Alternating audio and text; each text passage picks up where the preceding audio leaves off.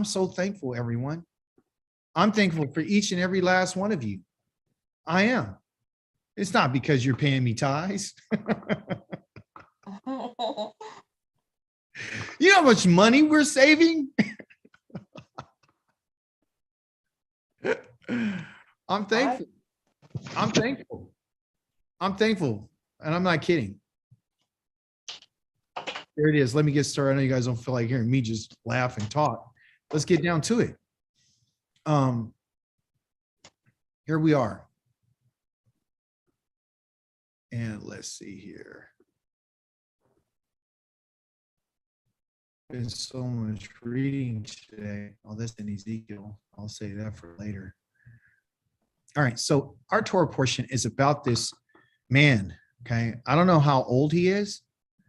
It doesn't say how old he is. It's found in chapter number, I think, 22 or 25. I'm sorry. Chapter number 25.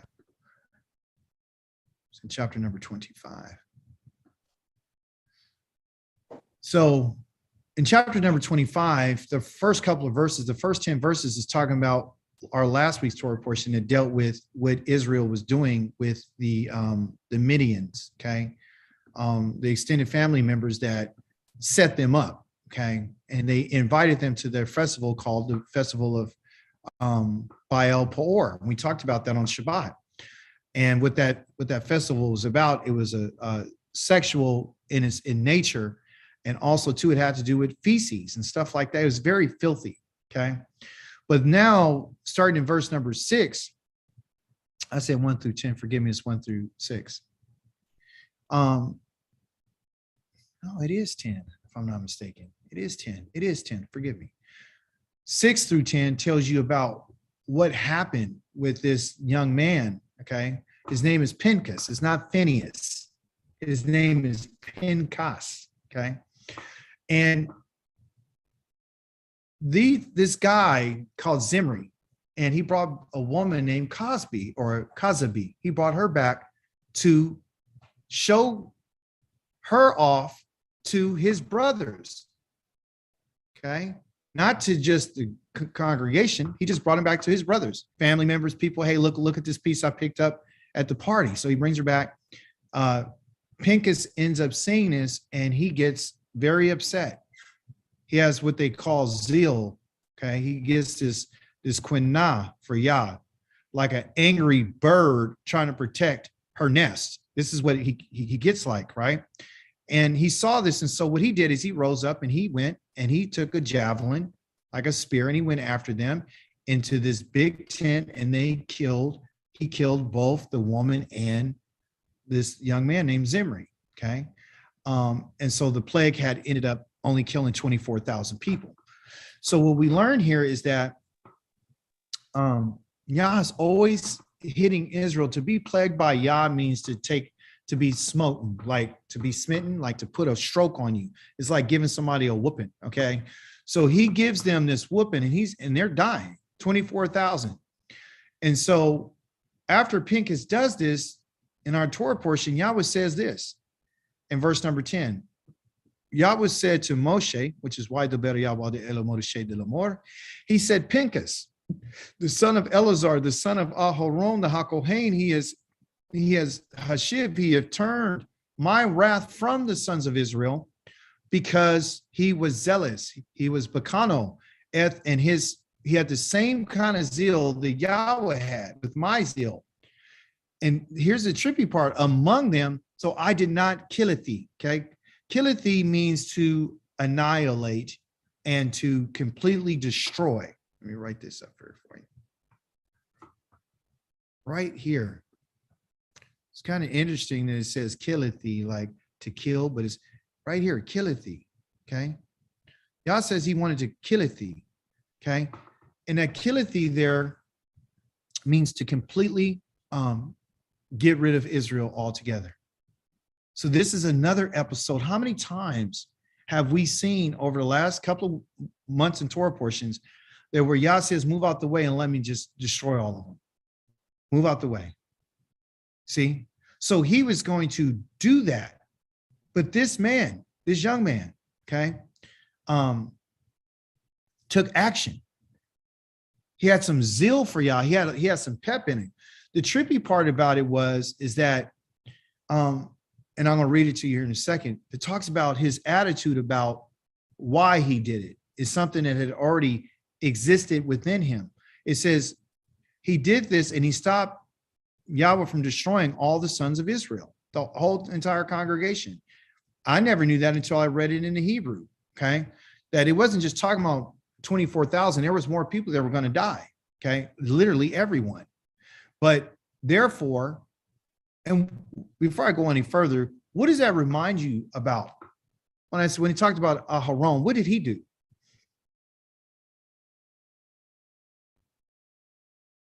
Just a couple of weeks ago, what did he do when the people were dying from a plague? What did he do? You guys remember? He sent Moshe sent him into the crowd to do something. I can't remember what. Yes, you're absolutely correct. The point is, what I want to make was that Moshe said the plague has begun. The people were complaining against Yah. Yah sends in a plague. They start dying, right? 14,000 died that time. Moshe told Aharon, run, go get the censer, and then run in and light it and put fire on it, put the incense and go and stop the plague. So he got a command to do that because Moshe told him to do this. Okay. That's what he did. How did he know to do that? Only way I can look at it is the Most High had let him know that this is the only way that you can stop this plague, right? And he more than likely, he consulted with Yah, and Yah uses Moshe as a mouthpiece. But what I wanted to show you is that this young man is Aharon's grandson, okay? This is his grandson. When we read the Torah, we need to understand that we're not in a religion. Where we're looking at is the history of our people and what their experiences were in the wilderness. And so now, in this in particular Torah portion, we're literally coming to an end of the 40 years, believe it or not. Chapter 25 is coming close. I mean, within a few years of the wilderness experience, because we'll be out of these, this book shortly, like in the next 2 Torah portions. So it wasn't that long, okay? I mean, for us to finish this, but 40 years is coming to an end. So they've been through a lot during this period. So, but listen what Yah says to this young man. He says, Lakain de Amor, say to him, behold. And Yah is telling Moshe to tell him this. He says, I'm giving you, okay? Not I will give, I'm giving you. This is a participle here. And this no thing right here means giving. I'm giving, not I will give. I am giving this to you right now to him. And he's going to point an arrow to what he's going to give him. He's going to give him a berith, my berithi of shalom. I'm going to give him my covenant of shalom. That's what I'm going to give him because of his zeal, because the way he felt about me. So what I'm going to do is I'm going to give him this covenant of shalom to him. And here it is. And it shall be to him, meaning it will exist to him and his descendants after him.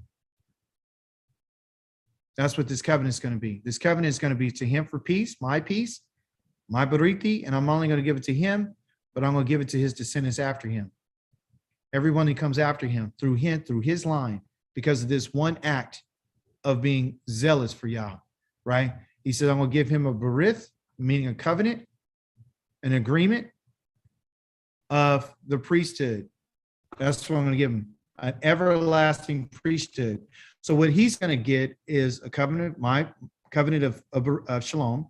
I'm also going to give him and his descendants after him a berith of the kohunath olam, meaning a priesthood forever. Right? That upon in which he was. Okay. And here's their PL right here. He is very forceful. I shared a kine. He was very forceful for his Elohim. Okay.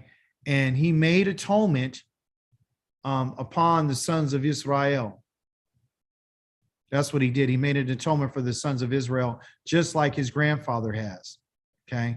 But this is interesting because when he made this, when he did this, and let me see here, the new file.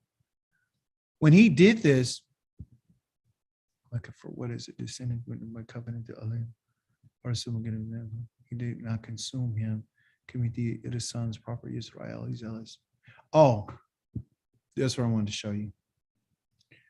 The reason why I can say in verse number 11 that Pinchas, the son of Eleazar, the son of Aharon the Kohen, has turned my wrath from the sons of Israel because he was zealous.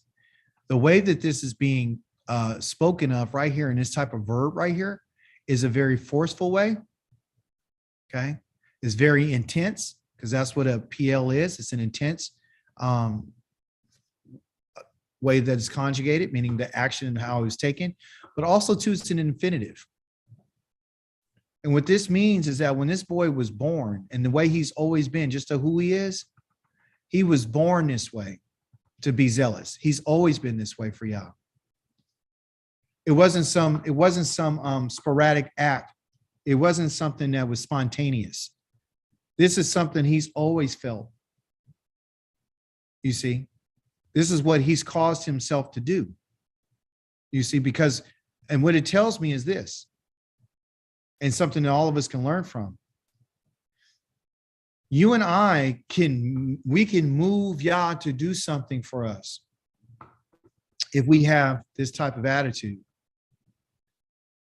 If you're zealous for Yah, Yah will remember that. He will. If you're zealous for what he wants, and this is who you are, and this is what you're set on doing, Yah, you can move Yah. I know we've been told that we got to wait for, we have to beg Yah for stuff, and we have to, he's going to do everything for us, and there's nothing that's expected from us. You see what I'm saying? We just have to wait on him. And the fact of the matter is if this young man waited, the whole entire nation of Israel would have been destroyed. He didn't wait. He was waiting in a sense because he was waiting for the opportunity. He was waiting for the opportunity because this is who he is, and this is what he's always been. He's always been Kana or Kwana. He's always been this way. Okay, that's what's in him. Somebody else tell me, give me another young person who's moved Yah. Name a few by their actions. So we got Pinchas. Who else do you have that you can remember? Yehoshua. You got Yehoshua. Perfect. Who else? Can't forget my boy, Caleb. Can't forget about him. You see, these are individuals. These are young people. I have a question on his age, but he's a grandson. Okay, so Aharon died last in our Torah portion, and then you have Eleazar who took his place. So Pinchas is probably a young man. I don't know exactly how old he is, but the fact of the matter is he's not an old man, he's a young man. He's a young man. And he has this mindset. Each one of these individuals that are mentioned in the Torah is for a purpose. Somebody tell me, why do you think Yah has given us the examples of these individuals?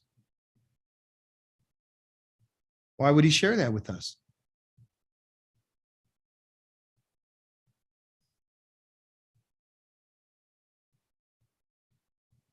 Maybe because you want to see if you're going to name one of your children this or what? The reason why the Creator has introduced these individuals to us is for a purpose. The purpose is that if you look at each one of their actions and the way that they live their life, they always have to have this attitude, this zeal for Yah. They're always different. They're very different than everybody else. I strongly believe, and I'm of the opinion, that these are mentioned here simply to let us know these are the types of attitudes I'm looking for. This is what I'm looking for. I'm looking for zeal. I'm looking for you not to be afraid. I'm looking for you to ready to move on and do whatever it takes to go in and be ambitious. I'm looking for you not to be fearful.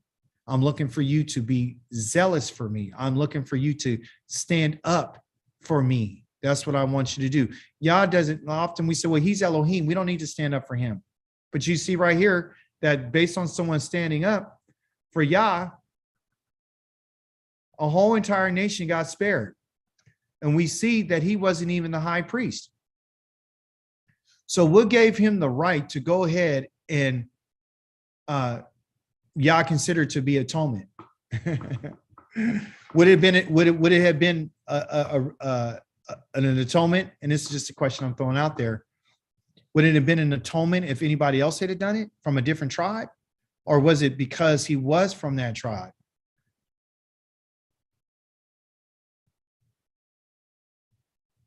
Do you not remember when the Creator asked Moshe to task the people, who's on my side? What tribe?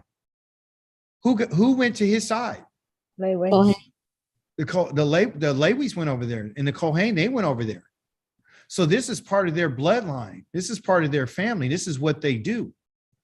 That's why this boy was like this. This is his bloodline. That's in his blood. And prior to this happening, Lewi and his brother, what do they call him, Shimon, their father said that you guys, I don't even want to be in your presence because you guys are so violent. You're violent. You know, you maim an ox just for fun. You went in and killed a whole bunch of men because they raped your sister. You know what I'm saying?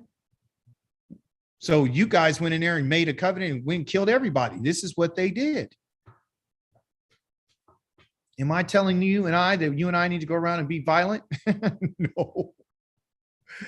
What am I saying? I'm saying in our bloodline, we have individuals that Yah has put in there in order to protect the family.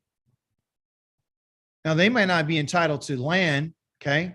But their job is to protect the family. And the way that you protect the family, my friends, my kavarim, my mishpachah, is simply by having zeal for Yah. That's how you protect the family. You want to protect your family and your household? This is what you do. You protect Yahweh's Torah. You protect his words. What happened? Tell me about two individuals who did not protect. You guys remember that? Let me remind you right quick. Let's get reminded. It's going to be, when I get there, you'll be like, okay, I know what you're talking about. I know what you're talking about now. I know what you're talking about.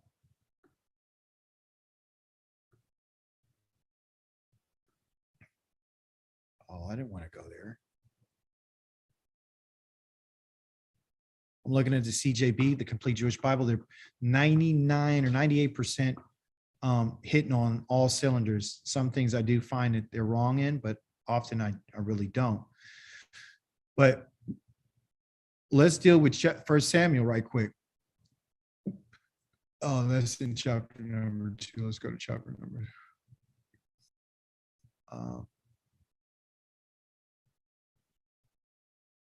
Okay, here's a story.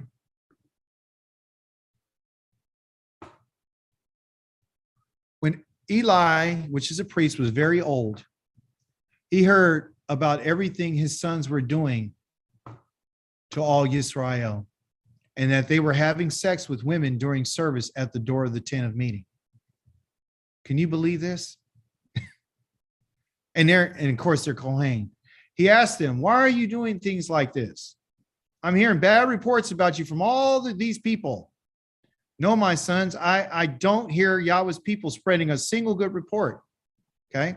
So he went and he brought it to their attention. As you can see, he's talking to them. He says this, which you and I need to remember, because he's a Kohen. If a person commits a sin against another person, all right, the judges can mediate between them. But if a person commits a sin against Yahweh, the question is, who can intercede for him? And the answer for that is nobody. You see? However, they wouldn't pay attention to what their father said because Yahweh had decided to kill them. Then it goes on and talk about how, all these things are going on and whatnot. And this is what, listen, go to 27. A man of Elohim came to Eli. Okay. Eli, his name means El is, my El is Elohim. Okay. And he told him, he said, here's what Yahweh says. Didn't I reveal myself to your ancestors' clan, meaning the tribe of Levi, when they were in Egypt, serving as slaves in Pharaoh's household?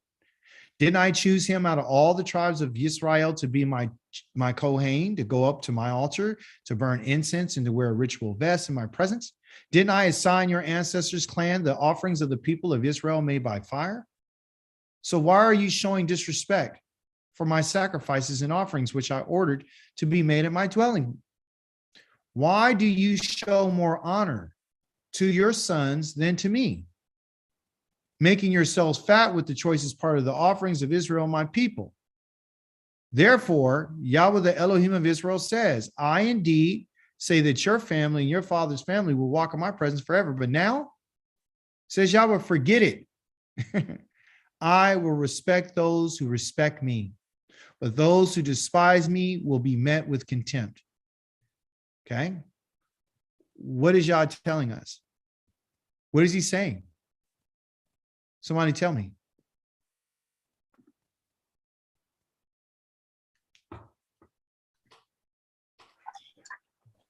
Say, Go ahead.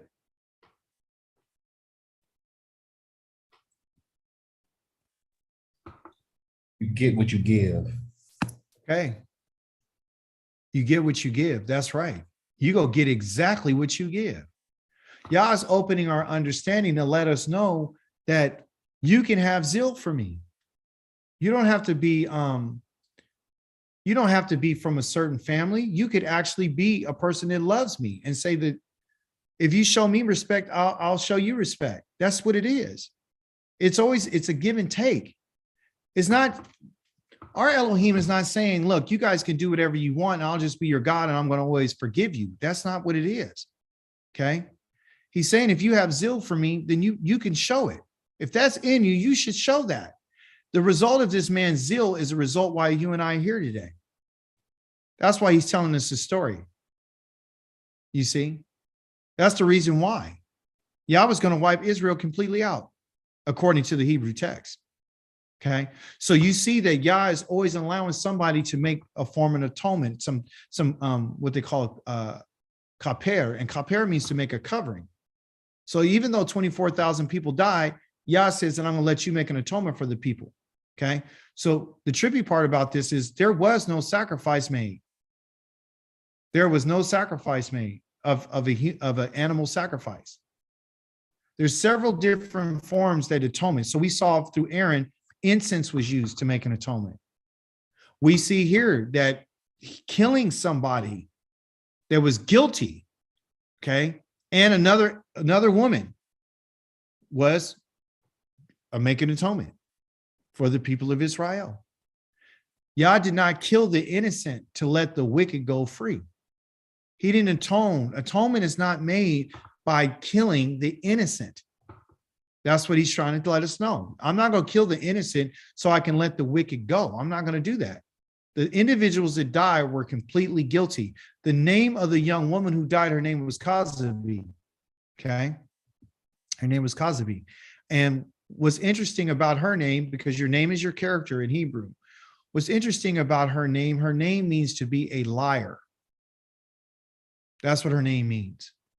I'm looking for her name right here.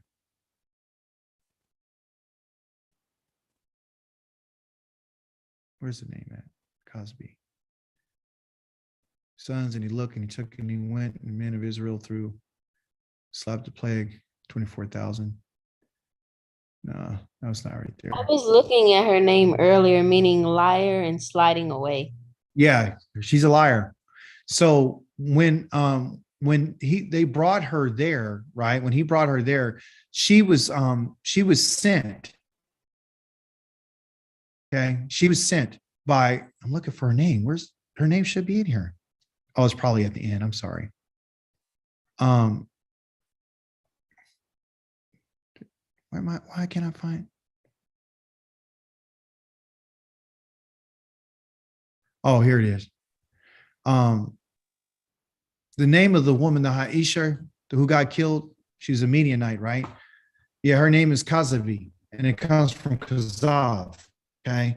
And Kazav means to be a liar. Okay. That's what Kazav is. Okay. And so her name is Kazavi.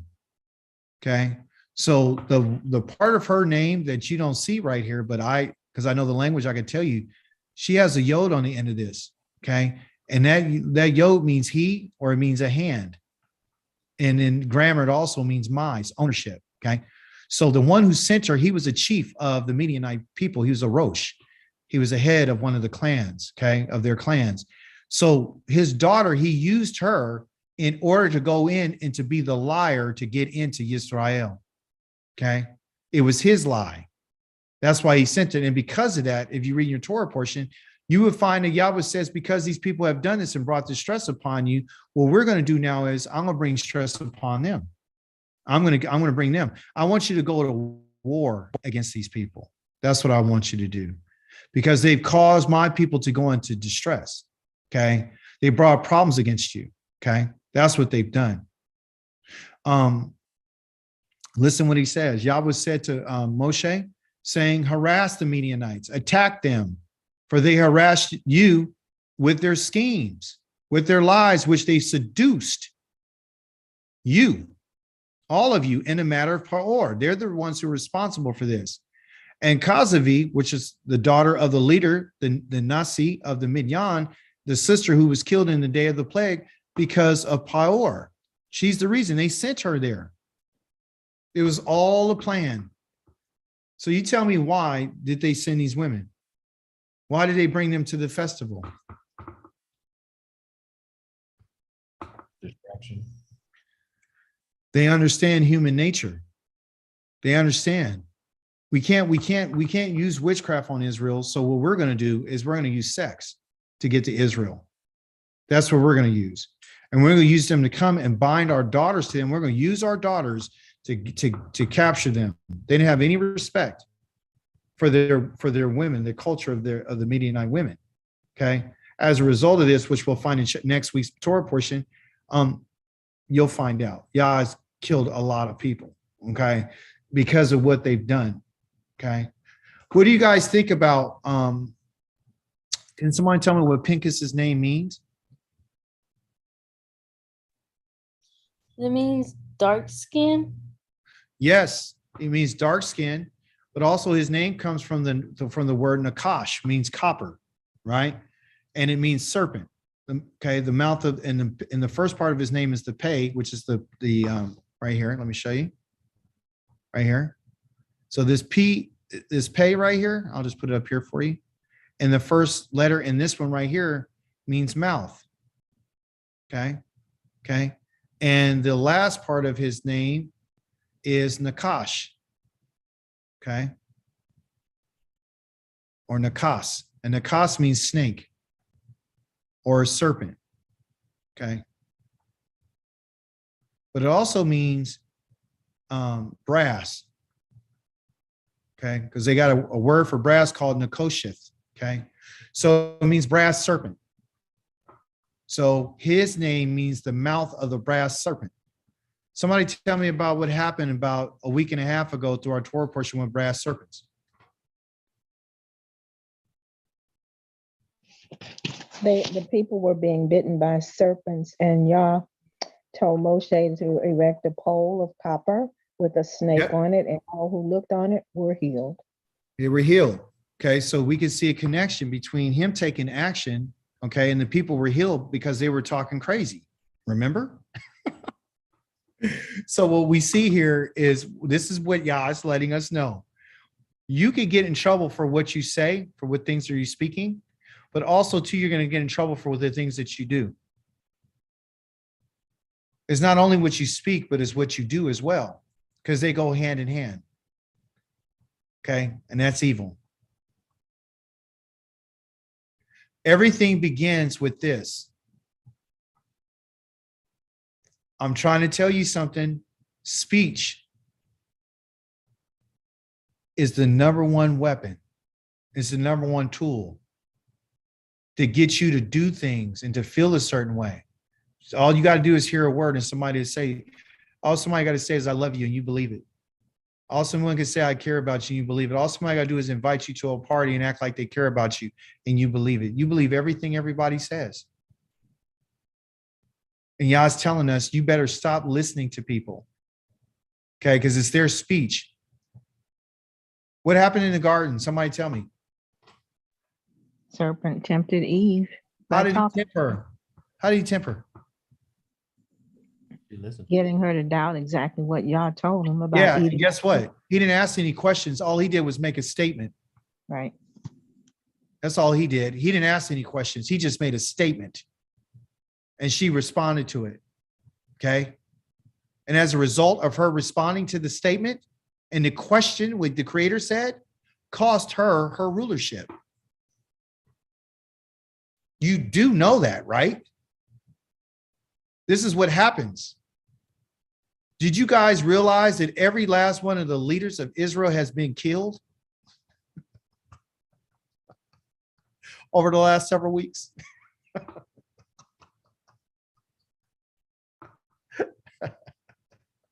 Why didn't Eleazar kill them people? Why Pinchas?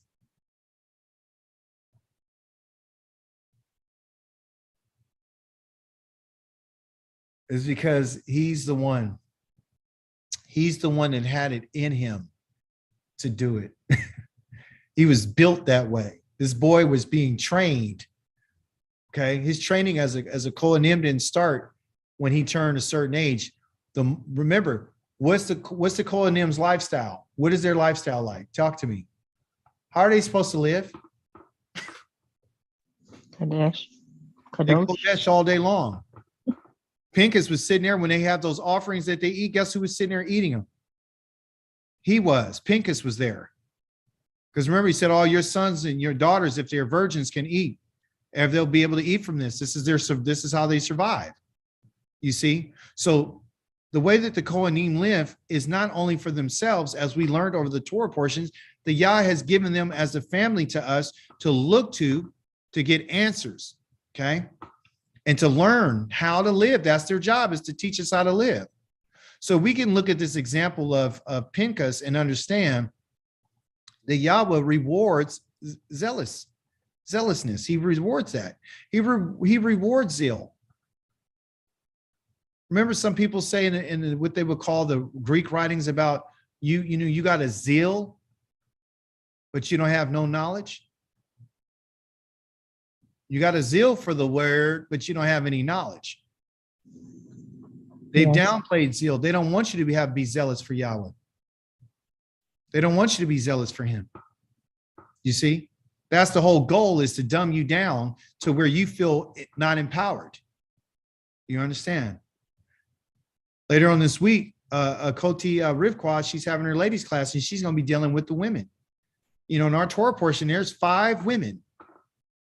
There's 5 of them from their father called Zelophehad. Okay, Zelophehad. Zelophehad was a man from the tribe of Manasseh. He had 5 daughters, 5 of them, and each one of their names means something, and it gives you a story. Okay, and these women had courage, and they were zealous too. They had some zeal about themselves. So we can't give up on our zeal. We have to understand that it's rewarded. Yah rewards people for their zeal. One of the things, though, that I wanted to share tonight, too, with us is that it's going to be found in the book of Joshua. I want to read something to you that will probably help you understand why I say we need to be careful about what we say and what we do, okay? But it's often the things that I don't think we ask enough questions. That's our thing. I think we get in a lot of trouble because we don't ask enough questions. In the book of Joshua, okay, Yehoshua, which was one of the young men was mentioned, who had a great sense of leadership, but still he needed to be encouraged by Yah to say, be bold, to be strong, and do what I asked you to do. Here's something that even that young man, he had a problem with. I'm going to show it to you. I said, why is this going to Exodus? Forgive me, you guys. I don't want Exodus. I want Yehoshua. I think it moved on me. Okay, here you go. And it's in chapter number 9. Write it down. I want to share this with you. I'm not going to read the whole thing for the sake of time. But no, I got to. When all the kings on the west side of Yarden in the hills and the Shephelah and all along the shore of the Great Sea that fronts Lebanon, the Kiti, the Imri, the Ka'anini, the Perizi, the Kiwi, and the Yavusi, heard what had happened. They joined forces to fight together against Yehoshua and Israel. But when the inhabitants of Giva heard that Yehoshua had done to Jericho and Ai, they developed a clever deception. They made themselves look as if they had been on a long journey, putting on old sacks on their donkeys and taking used wineskins that had burst and been mended back together. This is their plan. They're clever. They put old patched sandals on their feet, dressed up in worn out clothes, and took as provisions nothing but dried up bread that was crumbling to pieces. Then when they went to Yehoshua in the camp of Gilgal and said to him and all the men of Israel, we have come from a country far away. And they weren't far away, they were near. Now make a covenant with us. The men of Israel said to the Kiwi, how do we know that you don't live here among us? If you do, we don't want to make a covenant with you. Okay, so that's step one. Okay, so step one is good. Remember, like we just read about Eli. He went and talked to his kids. He did, but he didn't do anything about it. You see, we don't go far enough. That's what Yah is showing us. If you and I are really going to be about it, he's saying, I need you to go all the way. Okay. So I'm just mentioning this. I'm not trying to hurt anybody's feelings. I'm just telling you what we all need to do. Okay. Yah's trying to make us wise here. But they answered Yehoshua, we're your servants. Yehoshua asked, who are you and why and where do you come from? He's asking questions. Everybody's asking questions. And they answered him, your servants come from a very distant country. Because of the reputation of Yahweh, your Elohim, we have heard reports about him, everything he did in Egypt, and everything he did to the two kings of Emri across the Jordan, Sikon, the king of Heshbon, and Og, the king of Bashan at Ashtaroth. Okay, so our leaders and all the people living in our country said to us, take provisions with you for a journey. Go to meet them and say to them, we are your servants, and now make a covenant with us. Okay, here is the bread in which we took for our provisions. It's still warm when they took it out of our homes the day we left to come to you. Now look at it. It's dry and turned to crumbs. That's the deception. The bread is dry because we've been from a far distant place. Okay. Very crafty, just like, the Midians and Balaam. And these wineskins were new when we filled them, but now look at them. They're torn because what? Because we've been from a far away. We took a long journey. Likewise, these clothes of ours, our shoes are worn out because we're on a long journey. So the men sampled some of their food, but didn't see. Listen, the men sampled some of their food, but didn't seek the advice of Yahweh. So Yehoshua made peace with them and made a covenant with them to spare their lives, and leading officials of the community swore to them. But after 3 days, they had made the covenant with them. They had heard that they were their neighbors and that they lived there with them. The people of Israel traveled and arrived at their cities on the third day. The cities were Givon, Kifra, Beeroreth, and Kiryat Yarim. And the people of Israel did not attack them. Why? Or because the leading officials of the community had sworn to them by Yahweh, the Elohim of Israel, but all the community grumbled against the leaders. Okay. And he asked a question at the whole community, or however the leaders replied to the whole community, we have sworn to them by Yahweh, the Elohim of Israel, we can't touch them. Right? And here's what we are to do to them. We'll let them live so that Yahweh's anger or Elohim's anger will not be on us. because of the oath we swore to them. Okay, yet, yes, let them live. The leaders continue, but let them chop wood, draw your water for the whole community. And this is what the leader said. Okay. And then Joshua goes on and on and on about what they did. Here's what I want you to understand. Once they went into a covenant with them because they swore by Yahweh's name, they were never allowed. And if you ever swear anything by Yahweh's name, you got to keep your word. Okay. But because Joshua or Yehoshua had access to Yah, in our Torah portion, you're going to find out that Moshe says, I'm about to die, or Yah tells him to go up to the top of the mountain and say, I'm going to draw you to your people. And he says, well, who should you appoint? He said, appoint a leader. And he grabbed Yehoshua. And he says, Eleazar is going to be in charge and is going to be the one who's going to continually talk to him.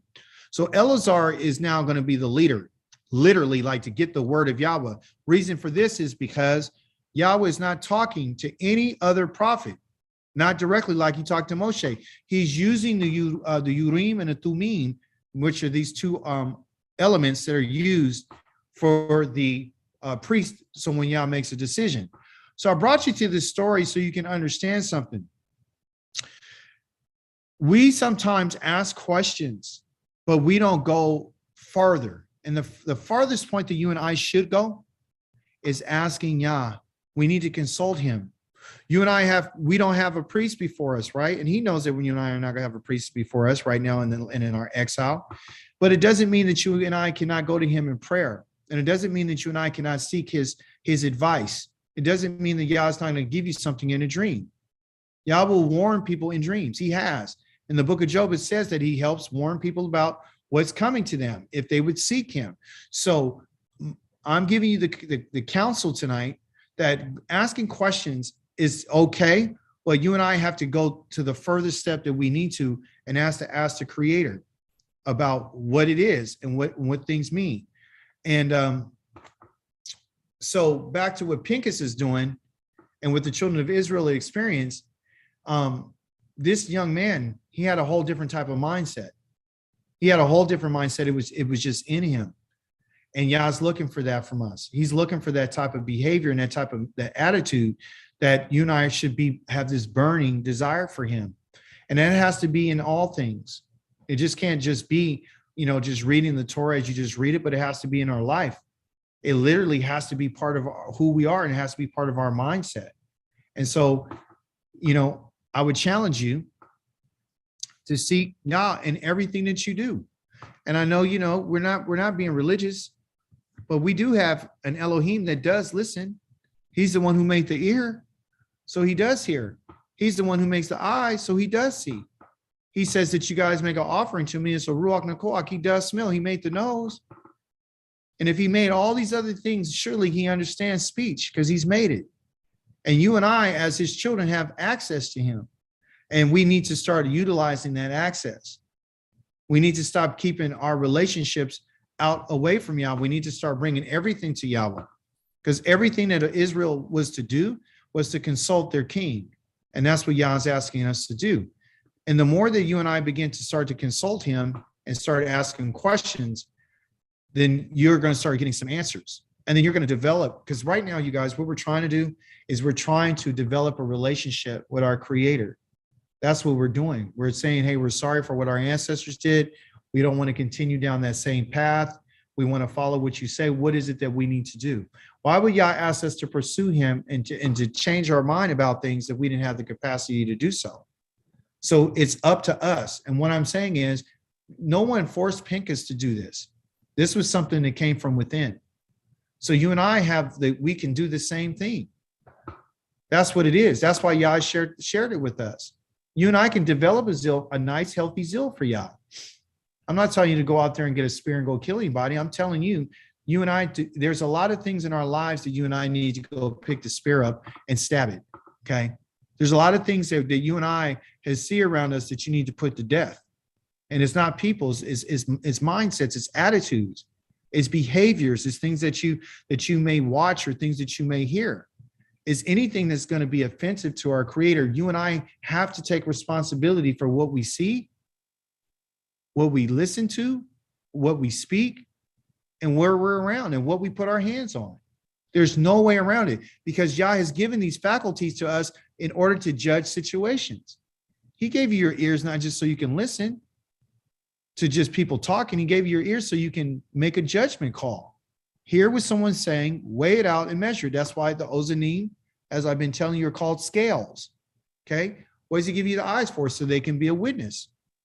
They can, he said, if someone saw something and they declined to testify, I'm gonna hold that person responsible for what they saw with their eyes. If you see something that's not good, move away from it. You're supposed to hate evil.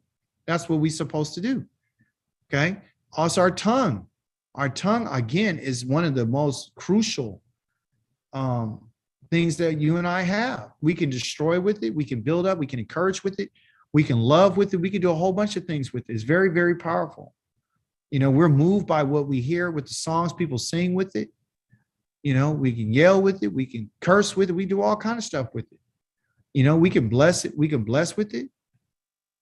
So let's start using and making some real, listen to me. Let's start making some real commitments to Yah, and let's start making some vows to Yah that we would be able to keep and that we will want to keep. That's all part of it. We don't have to be in a Torah portion that talks about a vow in order to talk about a vow.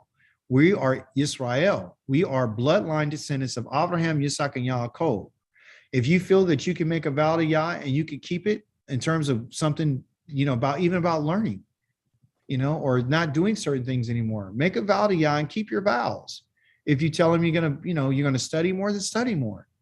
One of the things that we don't want to do is say something to Yah and not be able to keep up on our word. Because when we do that, Yah doesn't have any confidence in us. You don't want Yah to have to come after something. You said something and have to remind you that you said it. That just, you're being careless. Okay. So we don't serve an Elohim that's not alive. We serve a living Elohim.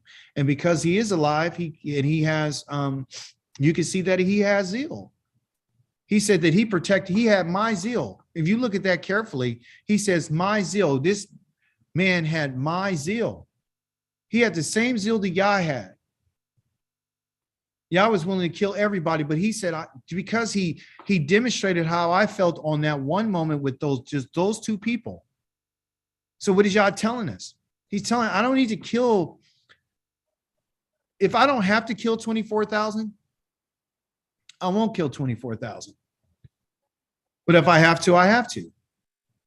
But there were millions of people. But millions of people got their lives spared, listen to me carefully, because this young man decided to take action. He took action when he saw something that was wrong. He responded. He didn't downplay it. Everyone else was crying at the tent of meeting. Read it. They're all crying. Everybody's upset. The plague is on us now. People are dying. He was actionable. You know, he's a walking verb. He's just like, he made some action. I did a PL. It's okay to be a PL. You don't always have to be a qual stem. A qual means that you're doing it in a very simple manner. Sometimes you could be off the chain. Sometimes you need to be, you need to be like that sometimes. You know, you need to be a hith pael, doing a reflexive action on yourself. Because you can't do this if it's not really, if you can't control yourself and you can't correct yourself, you don't need to be correcting anybody else. It starts with us. So if we don't have that type of, or maintain that type of desire, that type of zeal, that's an issue. So Yah's telling us, I'm letting you know what I'm pleased with. So for the last couple of weeks, I'm pleased with somebody say, come on, let's go right now and get everybody. We could do it. Yah's with us. Let's go do it. I'm pleased with somebody say, no. It doesn't go that way. The land is beautiful. I'm pleased with the individual that says, you know what? Everybody else is here crying. I'm gonna make something happen. You see? So we're not only getting a picture of Pinchas, but you and I are getting some insight on how the Creator sees things. And oftentimes when he talks about going and wiping everybody out, you and I get offended. You know, go in there and kill everybody, kill the men, the women, the children, everybody, all the animals, burn everybody up. And you and I be like, oh man, I don't know about that. Are you serious? You told me to go kill everybody? You mean we got to go in here and go kill everybody? Yeah. I told you to go in and kill everybody. And he does it on not just one time, not twice, all the time. So what is it? You see? So this Elohim that you and I serve is not the God of any other writings or nothing. He's different. He's not the same. And he is loving, he is caring, but there's a side of the Creator that you and I have to come to recognize. He said, if you fear me, you'll do what I tell you to do. You'll learn, you'll study, and not only learn and study, but everything that you learn and you study, you're going to make it apply. You're not just going to serve me in word. You're going to serve me in deed. You're not going to give me a false pretense of like, okay, we're acting as if like we're the people who, just like I just read just a few moments about these guys coming with this old bread. People got all kind of schemes and plans. And Yah's letting us know that even if you scheme and you plan against Israel, already got your card. These are not the first people that schemed against us. We got a whole bunch of schemers against us, even to this day. And Yah's going to destroy them. You understand? But he doesn't want us to be amongst them when he does destroy them. Everybody that's acting like they're with Yah right now and they're playing, Yah says, I know who you are. I know exactly who you are. Okay? And he knows us, but that's his desire. His desire is for us to know him and to understand about his zeal. Because the fact of the matter is, Yah proves to us through, I think, the following chapter. Yes, in the following chapter, he says, go to war with them because I don't like what they did to you. They set you guys up. I don't like that. So go in there and I need you to go kill them. Get rid of them. And he tells them go kill every last one of their males. Every last one of them. Okay. And then you're going to see that they did do that. But guess what? They didn't go all the way. Guess who they let live? Somebody tell me. The women. They let the women live. And you know what Moshe said? You got to be kidding me. He said, these are the very people right here that caused this problem for you, Israel. You see? And if you look at it and you study the Tanakh and you study the Joshua, you would find out that plague that hit them, that did not leave them until they got, even in Joshua's time, it was still on them to that day. So when Yah puts a hit on us, it could be for 400 years. It could be forever. You understand?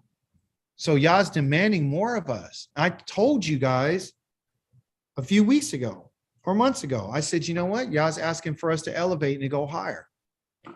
And we have to elevate in our minds, not just in our speech, in our minds. And the only way you can do that is by taking a very close look at your life and asking Yah to examine you. If you and I are going to examine ourselves, you're going to get a false read. We're not going to be 100% truthful with ourselves. I did something when I was a kid, when I was a teenager. I did something as a young man. I did something as a young man, not a teenager, a young man. And I totally forgot about it. And God brought it to my attention. Something I did probably like 30 something years ago, 40 years ago. And it was wrong. And I never asked or told Yah I was sorry. I never told him I was sorry for that. And so he'll bring things up. So even though you and I come into the truth and the knowledge of who he is, it's not just so you and I could be delivered from our oppression. It's literally for us to go through and Yah to bring things to us so you and I can literally say, I'm sorry for those things. If you did anything in your childhood, young adulthood, whatever part of you in your life, if he brings it to your attention, you need to deal with that. This is not all sins are gone and forgiven. Nah, It means that you and I are going to have to say, well, what was that about? And guess what? And then when you look at it, you examine it and say, well, I was foolish and I was stupid. I should have never done it. But that doesn't justify it. It means that you have to acknowledge it and find a way to, well, you do say you're sorry, but you also have to take some action and address the core root cause because it has something to do with your personality. Go ahead, Akoti. Yeah, I just wanted to say I can relate to that because some things have been coming as they come to my mind. I do take the opportunity to repent and ask y'all to forgive me for that. Yes, very true. See, so it doesn't matter how long we've been on this earth or what we've experienced or nothing. If you did something, listen to me carefully. Don't hide anything that Yah brings to your attention. Don't try to dance around it. Well, that's in the past. No, that has something to do with your core or who you really are. You see, so he brought it to my attention and on a few things, and I wept. I was like, man, I never recognized how serious that was until he brought it to me. And so ignorance is not going to be the excuse. I didn't know. That doesn't happen with our creator. He's not, he is a living Elohim. He's just not a statue or a God that you can call on and there's no response. Yah is Elohim that's based on righteousness and justice. And if you and I have done anything, you and I will never get away with anything. He cannot let us go. That's what I'm trying to tell you. He says, I will not acquit the wicked whatsoever. Whatever. And when you and I were against him and we did these things, and even in our foolishness and our ignorance, it doesn't mean that you're not guilty. It means that you are. But if you tell Yah that, hey, I'm sorry, I didn't know that what I was doing was wrong, and there's no excuse, Yahweh. There's no excuse. Because if you make an excuse for that, then I'm pretty sure you're going to have another excuse later on. When something, you really think if it was still in popcorn versus a car, you really think it's anything different? It's the same mindset. And how many things do we really have to deal with, if you want to be honest? What is it? What have you done with your eyes?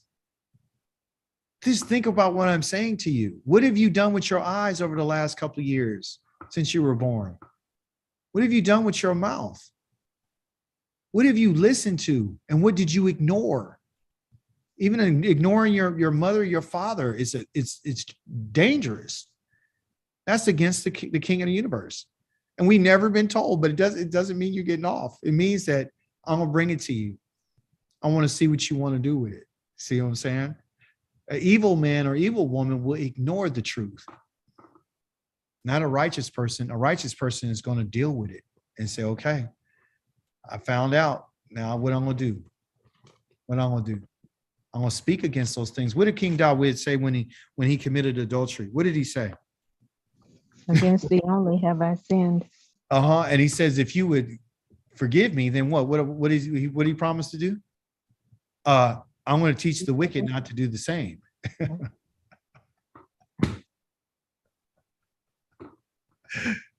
That's our king. That's what he said.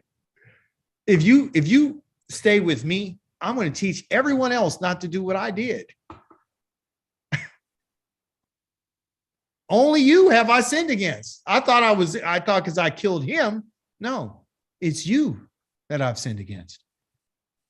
It wasn't my mother. It was him. It was his order, his righteousness, his holiness, his kodoshness, his set apartness. He said, you're profaning my name where you live at right now. And we're going to say, no, you're with me. No, you with me. Yeah, says you're profaning my name. No, not me. I'm not profaning his name. You might be profaning his name, but I'm not. Guess what Yah says? I told you that you're profaning my name. See? And we don't want to accept it because we don't understand the Kodosh. We don't understand it. Later on this week, Yom Kamishi, we're going to talk a little bit more about that Kodoshness, and we're going to talk about what you and I really don't know. and who it is that we really don't know. Okay? Because we don't. I'll give you a clue. What you and I know right now is a smidget. It's a smudge of who he is. It's not even there. What we're attempting to do right now is nothing. It's not, it can't even be compared. It is nothing compared to what we're going to be. That I'm not trying to discourage. I'm just trying to keep it real.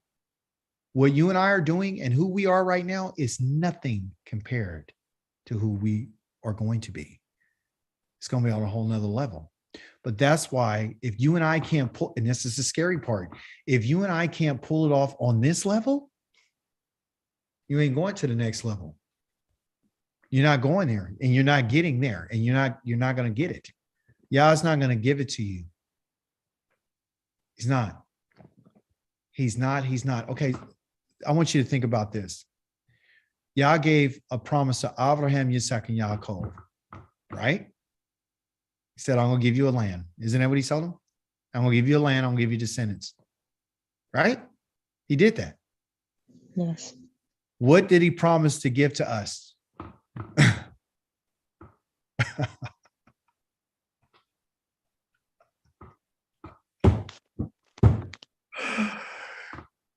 Yah has said that he is going to give us his spirit.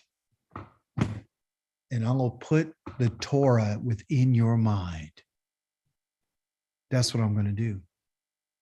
And when he tells this to us on Yom Kamishi, you'll understand it fully. That Yah has made promises. And everybody he's dealt with, he's always given a promise. When he deals with us, he's not dealing with you and I. He's our Elohim. Do you understand that? Whether we want to believe it or not, he is our Elohim. Period.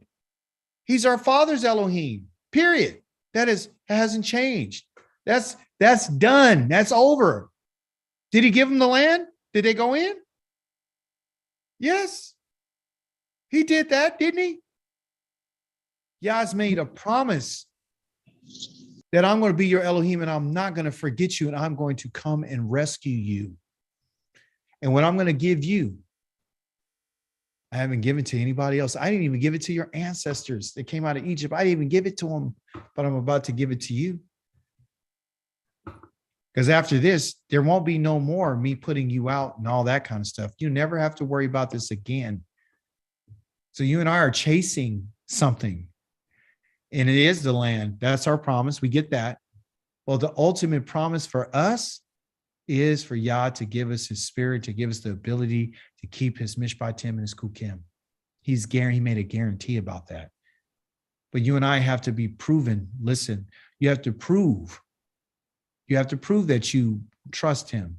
You have to prove that you understand that what he says goes. You have to prove that. That's why you're in exile. That's why I told you to think about it in Deuteronomy chapter number 30. Think about it while you're there. You know, you need to have a nice cocktail and have a strong drink. Have a strong drink while you're thinking about what's happened to you. Hey, did you guys read the Torah portion where he says, pour out a strong drink offering for me? Strong liquor? Did you read that? Yes. Oh, yeah. What'd you think about that? That was something. I think it was a libation, right? They called it libation. Yeah, but it's a strong drink. So you give the wine, you put the wine for the bulls, right? The bulls and the rams and all that and the lambs. But when it came, he says, but also too, I want you to take some strong liquor, okay, and pour it out inside the tent, inside where everything's at. Yeah, I want strong liquor. Okay. So what I'm suggesting is if you need some time to think, and go have a strong drink, because you may need to think really hard about what we're talking about.